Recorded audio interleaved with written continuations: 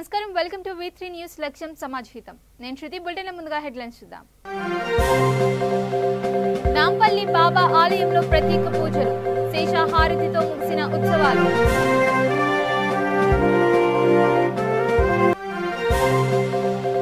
కీసరలో రాష్ట్ర స్థాయి సైక్లింగ్ పోటీలు 2 స్వర్ణాలు గెలుచుకున్న మహతి గుప్తా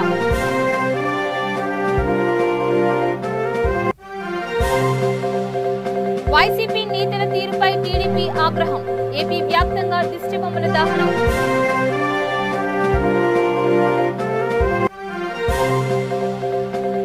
చండూరులో ఘనంగా పాల్వాయి జయంతి నివాళులర్పించిన కుటుంబ సభ్యులు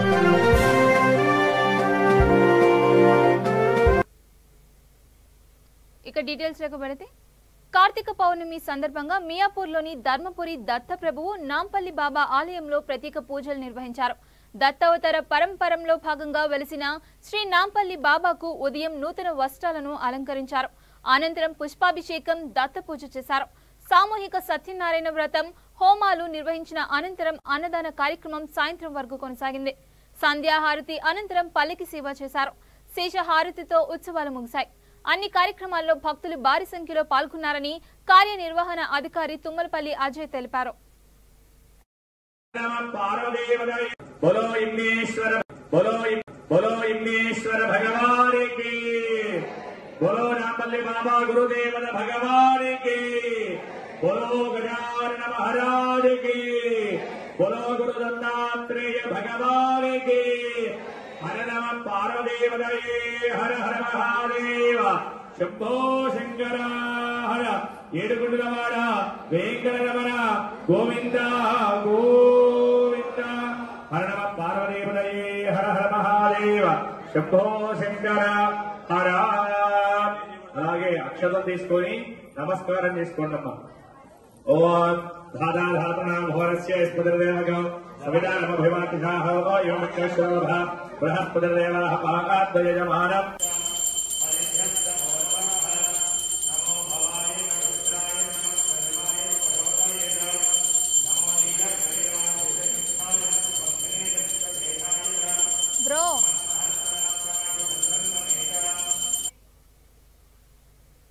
కీసరలో నిర్వహించిన తెలంగాణ రాష్ట్ర సైక్లింగ్ ఛాంపియన్షిప్ పోటీలలో వికారాబాద్ జిల్లాకు చెందిన మహతి గుప్తా సత్తా చాటింది. ఉమెన్ ఎలైట్ వ్యక్తిగత, ఉమెన్ ఎలైట్ సామూహిక విభాగాల్లో 2 బంగారు పతకాలను సాధించింది. త్వరలో జరగనున్న జాతీయ స్థాయి పోటీల్లో పాల్గొననుంది. ఈ నేపథ్యంలో విజేత తండ్రి జయదేవ్ సంతోషం వ్యక్తం చేశారు. 2 స్వర్ణ పతకాలను సాధించడం ద్వారా జిల్లాకి కాకుండా తెలంగాణకు కీర్తి తెచ్చిపెట్టిందని అన్నారు. తండ్రిగా తన కుమార్తె విజయం గర్వకారణమని అన్నారు. భవిష్యత్తులో ఉన్నత శిఖరాలను అధిరోహించడం తథ్యమంటూ జీవించారు.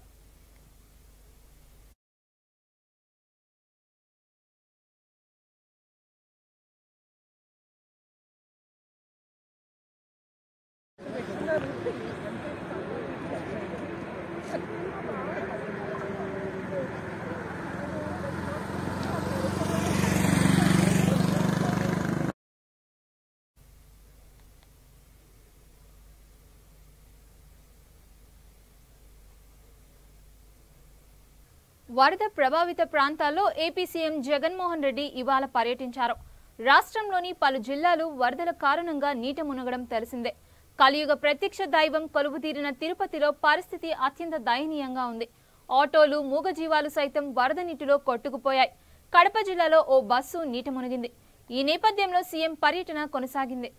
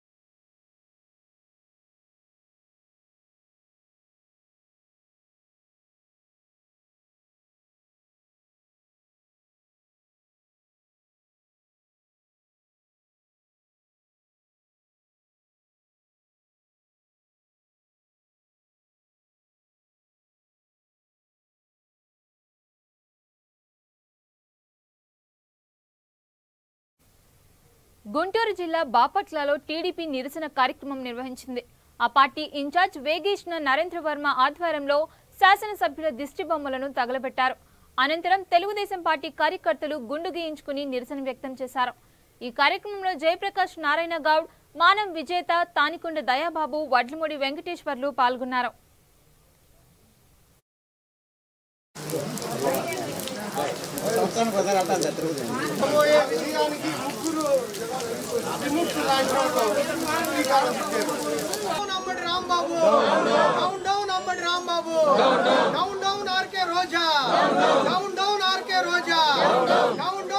Chandrasekhar Reddy down down Durampudi Chandrasekhar Reddy down down Ambati Rambabu down down Ambati Rambabu down down down RK Roja మంత్రి కొడాలి నాని డౌన్ డౌన్ మంత్రి Kodali Nani CM down down CM down down CM down down CM down down down down down down ప్రతి కార్యకర్త టీవీ. నల్గొండ జిల్లా చండూరులో స్వర్గీయ పాల్వాయి గోవర్ధన్ రెడ్డి 85వ జయంతి ఘనంగా జరిగింది. ఈ సందర్భంగా ఆయన కుమార్తె ఏఐసిసి సభ్యురాలు పాల్వాయి శ్రవంతి పూలమాలలు వేసి నివాళులర్పించారు. కాంగ్రెస్ నేతల ఆధ్వర్యంలో రోగులకు పండ్లు పంపిణీ చేశారు. ఈ కార్యక్రమంలో మంచుకొండ సంజయ్ కుమార్, రావిరాల నగేష్, పన్నాల లింగయ్య పాల్గొన్నారు.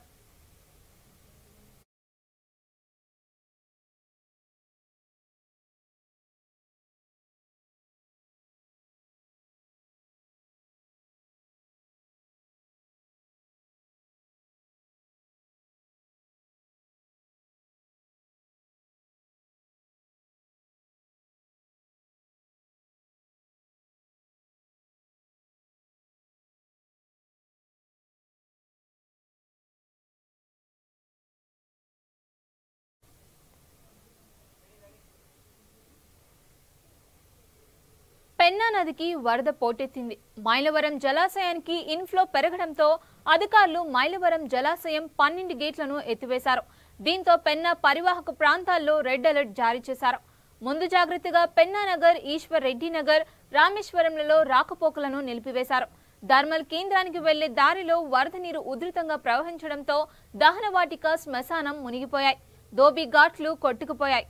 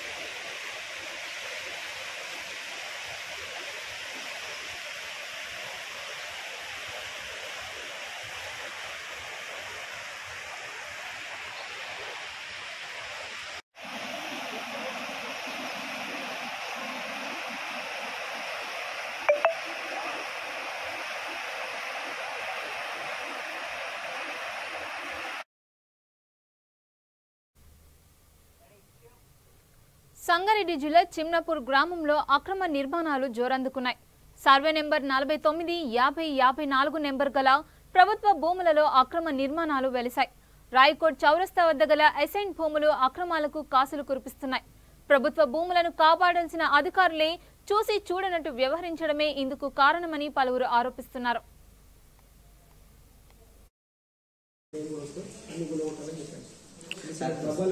కుస్నూర్ గ్రామ పంచాయతీ పరిధిలో చిన్నాపూర్లోని 49-50-54 అక్రమ నిర్మాణాలు జరుగుతున్నాయని ఆరోపణలు వచ్చినాయి సార్.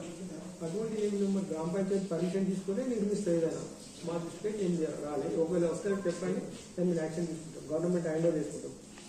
సెక్రటరీ గ్రామ పంచాయతీ సెక్రటరీ మీకు నోటీసులు ఇష్యూ చేసినట్టు మీకు లెటర్ ఇచ్చారంట సార్. రిసీవర్ ఆయన దగ్గర ఉన్నది, మీరేమంటారు? దాన్ని ఆయన డైరెక్ట్ ఇచ్చే అవసరం లేదు. ఎంపీఓ ద్వారా, సర్పంచ్ ద్వారా ఇవ్వాలి. డైరెక్ట్ ఆయన పంచాయతీ సెక్రటరీ ఇవ్వకూడదు. ఒకవేళ ఇస్తే దాన్ని మా గవర్నమెంట్ లెటర్ రాసి నేను యాక్షన్ తీసుకుంటాను. ఎస్ఐ సార్, అసైన్ ల్యాండ్లు గ్రామ కంఠం కింద వస్తాయా లేకపోతే రెవెన్యూ పరిధిలో వస్తాయా? ఇంతకుముందు కలెక్టర్ మన శరత్ సార్, సురేష్ కుమార్ సార్ ఉన్నప్పుడు గ్రామ కంఠం కానుకున్న గవర్నమెంట్ ల్యాండ్స్ అని జీపీకి హ్యాండ్ ఓవర్ చేయమన్నారు. జీపీకి హ్యాండ్ ఓవర్ చేస్తే వాళ్ళు డెవలప్మెంట్ కింద డెవలప్మెంట్ చేసుకుంటారు పర్మిషన్ ఇచ్చి. అదేవిధంగా వాళ్ళు గ్రామ పంచాయతీ వాళ్ళే తీసుకోవాలి, వాళ్ళు చేయకపోతే మేము యాక్షన్ తీసుకుని మా హ్యాండ్ ఓవర్ చేస్తాం. సార్, ప్రజల ఆరోపణ ఏమున్నాయంటే అందరికి పైసలు కట్టి చేసుకున్నాము అన్నట్టుగా అంటున్నారు సార్. అక్కడ ప్రజలు ఆరోపిస్తున్నారు. అట్లా ఏమైనా ఉంటే చెప్పండి, రైటింగ్ లో రాసివ్వండి, యాక్షన్ ఇమీడియట్ తీసుకుంటాం. మండల కేంద్రంలో చాలా ఉన్నాయి సార్. అవి షటర్ కట్టి కూడా షటర్లో షాప్ మెయింటైన్ చేస్తారు. అది కట్టి కూడా 5 6 సంవత్సరాలు అయినాయి అంటారు సార్. గతంలో 285లో అక్రమ నిర్మాణాలను తొలగించి కందకాలు తవ్విన ప్లేస్లలో మళ్ళీ రోడ్డు నిర్మాణం చేపడుతుంది. రాజన్న సిరిసిల్లలో ఉద్రిక్తత నెలకొంది. తెలంగాణ ప్రభుత్వం పెట్రోల్, డీజిల్ ధరలపై వ్యాట్ తగ్గించాలంటూ సిరిసిల్ల కలెక్టరేట్ ఎదుట బీజేపీ నేతలు ధర్నా చేశారు. కలెక్టరేట్లోకి చొచ్చుకుని వెళ్లేందుకు యత్నించారు. పోలీసులు అడ్డుకోవడంతో ఉద్రిక్తత నెలకొంది. ఈ రాష్ట్ర ప్రభుత్వం వ్యాట్ వెంటనే తగ్గించినట్లయితే తెలంగాణ ప్రాంతంలో ఉన్నటువంటి ప్రజానీకమందరూ కూడా పెద్ద ఎత్తున లాభం చేకూరుతుందని చెప్పేసి రాష్ట్ర వ్యాప్తంగా ఈరోజు భారతీయ జనతా పార్టీ అధ్యక్షులు బండి సంజయ్ గారి పిలుపు మేరకు ఎక్కడికక్కడ కలెక్టరేట్ల ముందర ధర్నా చేస్తా ఉన్నాం. ఈ ప్రభుత్వానికి ఏమైనా చిత్తశుద్ధి ఉంటే నిజంగానే ఈ రాష్ట్రంలో ఉన్నటువంటి 4.5 ప్రజల యొక్క అన్ని రకాల ఆలనా పాలన చూసుకోవాలన్నటువంటి చిత్తశుద్ధి కనుకుంటే వెంటనే వ్యాట్ తగ్గించి ప్రజలను ఆదుకోవాలని చెప్పేసి డిమాండ్ చేస్తా ఉన్నాం. ఇలా తెలంగాణ ప్రజల యొక్క ఆత్మ గౌరవాన్ని దెబ్బతీస్తున్నాడు ఈ ముఖ్యమంత్రి.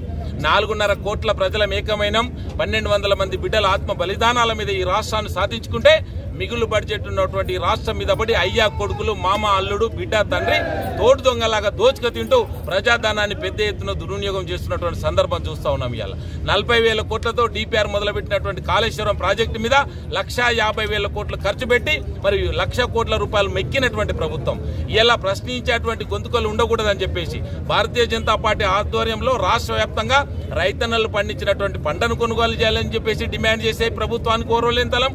అలాగే వ్యాట్ తగ్గించాలి. దేశవ్యాప్తంగా ఈ దేశంలో 18 రాష్ట్రాలు ఇప్పటికిప్పటికీ వ్యాట్ తగ్గించి ప్రజలను ఆదుకుంటా ఉంటే ఈ రాష్ట్రంలో తగ్గించాలని చెప్పేసి డిమాండ్ చేస్తే, అవినీతిని ప్రశ్నిస్తే ఎక్కడికక్కడికి అరెస్టులు చేస్తా ఉన్నారు. ప్రజాస్వామికంగా ఈ రాష్ట్రంలో టీఆర్ఎస్ పార్టీ పాలన కొనసాగుతూ ఉంది. కనుక ఇప్పటికైనా ప్రభుత్వం బుద్ధి తెచ్చుకోవాలి.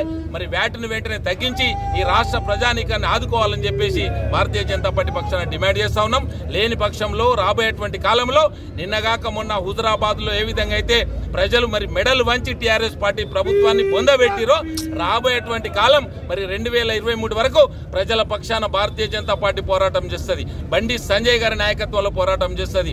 బడుగు బలహీన వర్గాల ప్రజాస్వామిక తెలంగాణ నిర్మాణం కొరకే పోరాటం చేసి ఈ తెలంగాణ రాష్ట్రాన్ని అన్ని విధాల అభివృద్ధి పథంలోకి తీసుకెళ్తాం. రాబోయేటువంటి ఎన్నికలలో గెలవడానికి ముందడుగు వేస్తామని చెప్పేసి ఈ సందర్భంగా హెచ్చరిస్తా ఉన్నాం. సిరిసిల్ల జిల్లా దేశాయపల్లి గ్రామ రైతులు వడ్లకు నిప్పంటించి నిరసన వ్యక్తం చేశారు. నెల క్రితం వడ్ల కొనుగోలు కేంద్రం ప్రారంభమైనప్పటికీ ఇప్పటి వరకు కొనుగోలు చేపట్టకపోవడంతో సారంపల్లి ప్రధాన రహదారిపై ఆందోళనకు దిగారు. వడ్లకు నిప్పంటించారు.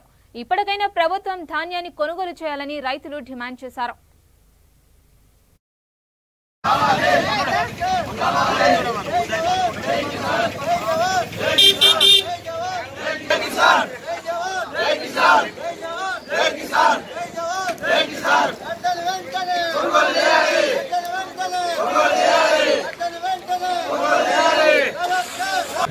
నిన్నగాక మొన్న 2-3 రోజుల కింద గౌరవ శాసనసభ్యులు మంత్రి గారైన కేటీఆర్ గారు సిరిసిల్లకు వచ్చిండ్రు.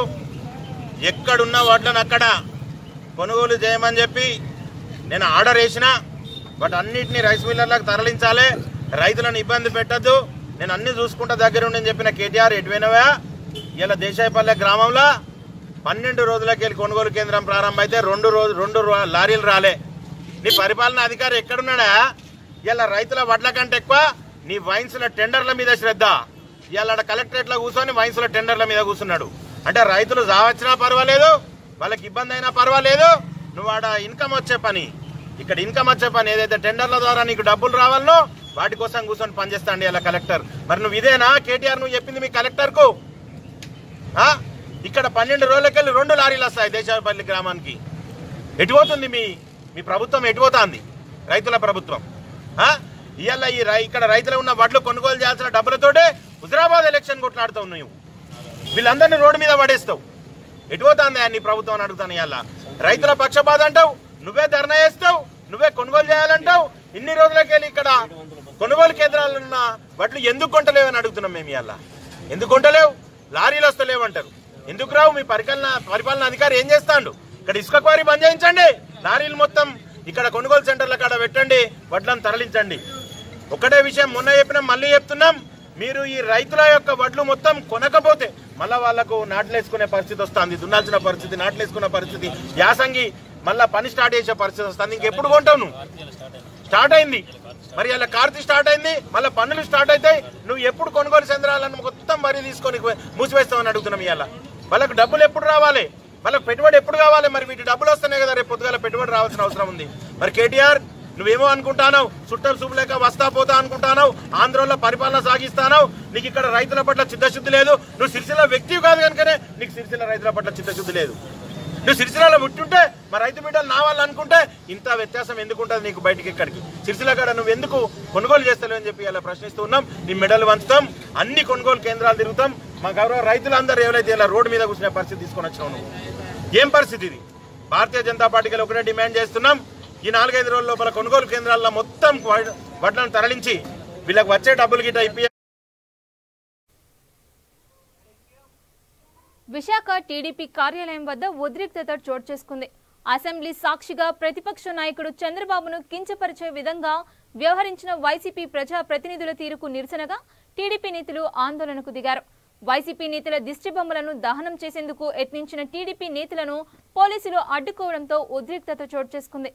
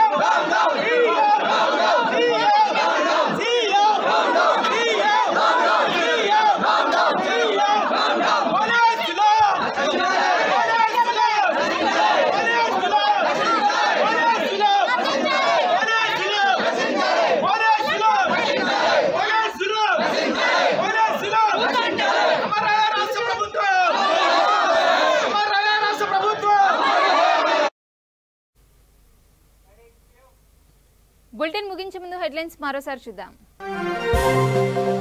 నాంపల్లి బాబా ఆలయంలో ప్రత్యేక పూజలు, శేష హారతితో ముగిసిన ఉత్సవాలు.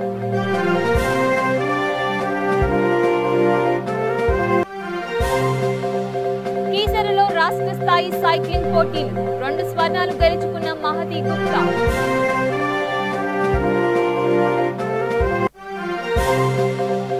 వైసీపీ నేతల తీరుపై టీడీపీ ఆగ్రహం. ఏపీ వ్యాప్తంగా దిష్టి బొమ్మల దహనం.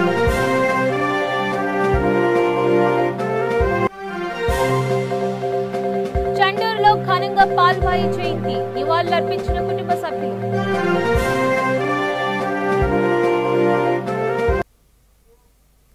ఇవి బులెటిన్ అప్డేట్స్. మరిన్ని అప్డేట్స్ కోసం చూస్తూనే ఉండండి V3 న్యూస్. లక్ష్యం సమాజ్ హితం.